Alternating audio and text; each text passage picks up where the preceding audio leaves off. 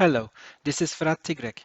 Today we will investigate another approach to testing if our hypothesis regarding the presence or absence of a signal is true. The t-statistic of the data at hand is used to assess the confidence in the validity of our hypothesis. Remember, Neyman-Pearson theorem compares the likelihood of two hypotheses based on the samples. The t-statistic is different. It considers the deviation from a single hypothesis, that is, the null hypothesis. We can say that the Neyman-Pearson approach focuses on making a decision and giving the probabilities that the decision is wrong. The t-statistics focuses on assessing the validity of the null hypothesis, measuring the strength of evidence against the null hypothesis. So, there is no intrinsic decision-making process. Let's start by considering the estimates of the expected value and variance of the distribution of our data. The estimates for the mean and variance are calculated according to the formulas given on this slide. For a data vector of size 10, the histograms of the estimates are generated from 30,000 repetitions of this experiment. As you can see, the estimates are themselves random variables. The peak of the histograms appear in the correct values, but what we see here tells us that there is a non-zero chance that our estimates deviate from the actual value appreciably. For example, estimating the expected value as larger than 0.5 is quite probable. So, assume we obtain indeed a 0.5 as the estimate of the expected value. Now, should we decide that our null hypothesis, which has an expected value of 0, is not valid and there's some other signal out there? Now, let's consider the same experiment, but data has higher variance. The visual inspection of the histogram for the estimate of the expected value tells us that the probability of obtaining an estimate that deviates from the actual value is even greater. If we obtain an 0.5 as the estimate of the expected value, can we say that the data deviates from our null hypothesis with the same confidence we had in the previous slide?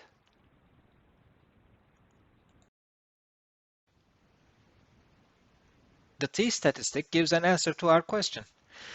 What it does basically is to calculate the deviation of the estimate of the mean value from the actual mean value and normalize it with the estimate of the standard deviation and the number of samples used in the estimation. The intuition is as follows. The t-statistic measures the significance of the deviation of the estimate from the actual mean. If the variance of the data is high, deviating from the actual mean is more probable, so the significance of the deviation is lower. If the number of samples increase, then the deviation is less probable, so the significance of the deviation is higher. Here is the crux of this idea. The t-statistic itself is a random variable with a very special distribution function, the student t-distribution. The t-distribution resembles the Gaussian distribution, and indeed it converges to Gaussian distribution as the degrees of freedom increase, but we are getting ahead of ourselves. What is this degrees of freedom that we are talking about? Well, it is the parameter nu in the probability density function of the t-distribution. Well, we don't need to manipulate this equation to get what we want. We have built-in functions in math programs and lookup tables to use the t-statistics and determine our confidence in the validity of our null hypothesis. Our goal here is to understand how the t-statistic works and how we can use it to determine the confidence in our null hypothesis. Before moving on, what is the degree of freedom really, besides being part of a complicated equation? The degree of freedom is n-1. Consider how we estimate the variance. We need to calculate the deviation of each sample from the estimated mean. For one sample, the estimate of the mean would be equal to the sample itself, so the variance cannot be estimated in this setting.